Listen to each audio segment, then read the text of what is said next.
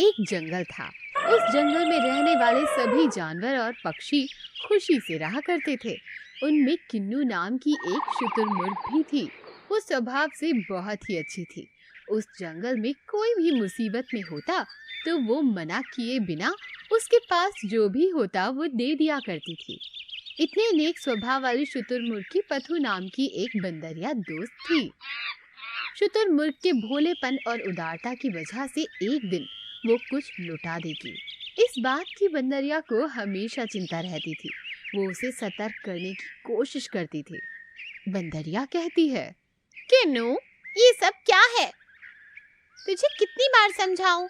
तुमसे कितनी बार कहा है कि इस तरह आंखें मूंद कर आगे पीछे की ना सोचकर सबकी मदद किया करो। बस कुछ ही दिनों में तुम्हारे अंडे फूटेंगे। एक या दो नन्हे आएंगे तुम्हारे। जब वो आएंगे तब क्या पता किन चीजों की जरूरत कब पड़े। इसीलिए कह रही हूँ कि अपने लिए कुछ बचा कर रखो। पर नहीं, तुम हो कि मानती ही नहीं हो। यूं हमेशा की तरह उसकी चिंता में बंदरिया ने डांट कर कहा। तब किन्नू ने बड़े शांति से जवाब दिया, देखो पुत्तू, मैं तुम्हारी चिंता समझती हूँ, पर भगवान ने हमें जो कुछ भी दिया है वो सिर्फ हमारी सुख सुविधाओं के लिए नहीं, बल्कि ज़रूरत पड़ने पर औरों की सहायता करने के लिए दिया है। और हमने सिर्फ स्वार्थ की सोची तो दोस्ती की क्या कीमत रह जाएगी, बताओ? और वैसे भी मेरी ज़रूरतों के लिए भी भला क्यों सोचूं? इस जंगल में मेरा भला सोचने वाले मेरे जंगलवासी हैं, और भगवान भी। मैं चिंता क्यों करूं?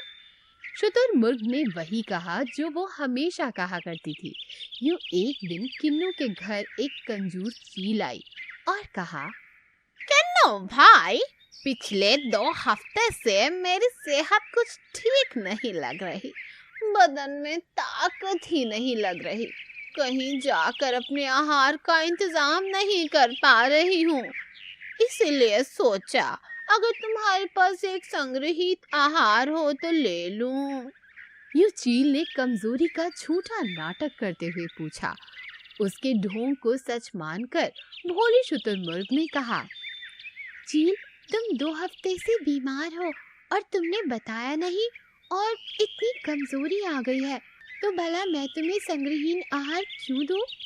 रुको, मैं ताजा आहार ही लेकर आती हूँ। बेचारी शुतुरमुर्ग जाकर चील के लिए पौष्टिक आहार ले आई। चालाक चील ने मन ही मन सोचा, ये हुई ना बात। मैं तो ये सोच ही रही थी कि अपने आलस के चलते अपने भूख को कैसे मिटाऊंगी, पर इस मूर्ख किन्नू की वजह से एक और फायदा हुआ। सिर्फ आज नहीं बल्कि आने वाले 1 हफ्ते तक ये बावली किन्नू मेरे घर तक मेरा आहार पहुंचाएगी। उस पर इस किन्नू को आहार वापस मांगने की आदत भी नहीं, तो मुझे देने की क्या जरूरत। यूं मन में सोचकर चील आहार लेकर आई। इस तरह किन्नू जंगल में जिसे अपना दोस्त समझती थी, वे बस किन्नू से अपना आहार पूरा करवाने या स्वार्थ के लिए ही बात करते थे। फिर हर साल की तरह जंगल में वन देवी का त्योहार मनाने के लिए जंगल के सभी जानवर और पक्षी बड़े उत्साह से तैयारियां कर रहे थे। उस जंगल की ऐसी मान्यता थी कि उस दिन अगर किसी के साथ भला हो जाए तो उसका पूरा साल अच्छा जाता है, और अगर गलती से किसी जानवर के साथ बुरा हो जाए तो माना जाता है कि जैसे वनदेवी ने उसे बदकिस्मत घोषित किया हो। ऐसे वनदेवी के पर्व पर शुतुरमुर्ग के घोंसले से एक अंडा गायब हो गया। ये बात जैसे ही मौनी नाम की मगरमच्छ को पता चली तो वो तुरंत तालाब से बाहर निकली और बाकी जानवरों को बुलाकर कहा, देखा दोस्तों, लगता है इस बरस वनदेवी ने बदकिस्मती की सूची के लिए शुतुरमुर्ग को ही चुना है। आज के पावन अवसर पर उसका अंडा खो गया। अगर हम इस शुतुरमुर्ग के साथ रहेंगे तो उसकी पनौती हमें भी लग जाएगी। क्या कहते हो? यूं मगरमच्छ ने सभी को उकसा कर कहा। उस दिन से जंगल के सभी जानवर और पक्षी किन्नू को अनचाही होने का आभास कराने लगे। सभी उसे दूर रखने लगे। किन्नू को इस बात का बहुत बुरा लग रहा था। आज तक मैं जिन्हें अपना समझ रही थी, वे मेरी मुश्किल घड़ी में मेरा साथ देना तो दूर, मुझसे किनारा कर रहे हैं, मुझे किसी गुनहगार की तरह देख रहे हैं। यूं बेचारी किन्नू मन ही मन सोचकर बेहद दुखी हो रही थी।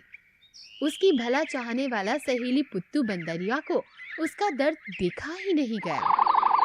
किन्नू, तुम दुखी मत हो, मैं तुम्हारे साथ हूँ। नहीं, जरूरत नहीं। अगर तुम मेरे साथ रहोगी तो सभी तुमसे भी किनारा कर लेंगे। मेरी बात मानो, आज के बाद कभी मेरे पास मत आना।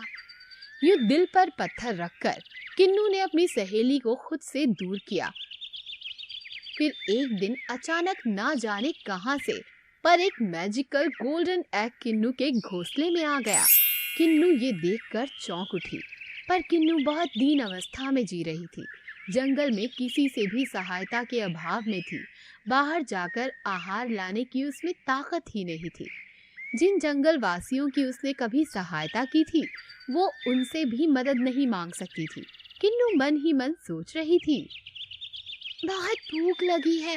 बिना बाहर निकले घर पर बैठे बैठे पेट भर सकने का मौका मैंने खुद अपने हाथों से खो दिया। अपनी आगे की न सोचकर संग्रहित किया हुआ सारा आहार मैंने औरों में बांट दिया।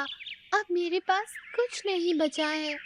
जैसे ही किन्नू ने ये कहा, गोल्डन एग ने उसकी भूख मिटाने के लिए तरह तरह के आहार उसके सामने प्रकट कर दिए। किन्नू को अपनी आंखों पर विश्वास नहीं हो रहा था। उसने खुद को संभाला और समझ लिया कि वो एक मैजिकल गोल्डन एग है। उस एग के आने से किन्नू की किस्मत ही पलट गई। उसकी सारी मुश्किलें सुलझ गईं। जंगल के जानवरों ने जब ये सब देखा तो ये समझकर कि फिर से किन्नू किस्मत वाली बन गई है, सभी उसके पास जाना चाहते थे। तब पुत्तू बंदरिया ने उनसे कहा, देख लिया किन्नू, जिन्हें तुम हमेशा अपना मानती थी, उनसे असली चेहरे की पहचान कराने के लिए मैंने ही तुम्हारे अंडे को छुपाया था। पर भगवान की ना जाने क्या मर्जी थी, उन्होंने तुझे तेरे घोंसले में मैजिकल गोल्डन एग दे दिया। अब इसके आने से इन सभी स्वार्थियों का नजरिया देखो कैसे बदल गया। समझ गई ना? सभी को संबोधित कर जब बंदरिया ने ये बात कही तो जानवरों को अपनी गलती का एहसास हुआ और उन्होंने किन्नू से माफी मांगी। उस दिन से उस मैजिकल गोल्डन एग के प्रभाव से सभी जानवर एक मत होकर रहने लगे। स्वार्थ को त्याग कर सभी स्नेह से रहने लगे।